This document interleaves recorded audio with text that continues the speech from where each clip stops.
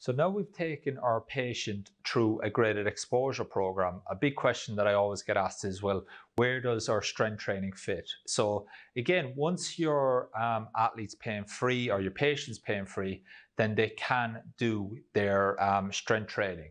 Now, the key thing that we want to focus on, and a big phrase that I like saying, is when you move well in the gym, you're going to move well in the field. So there's no point us doing all this hard work and then they go into the gym again and they're not using the full foot, they're not using the intent through the midfoot. So again, for example, if someone was squatting, we'd want them on the way down to come down, load their heel, and then as they come up out of the squat, we want to get the weight onto the midfoot, forefoot, delay knee extension, and allow the hip to actually do work rather than just coming up vertically. So that's where this phrase, move well in the gym, move well on the field. So again, the big thing here, you can see this approach with, this is Danny Willett, professional golfer. So using a lot of these movements with him, we were able to take this concept and ultimately earn the right to progress.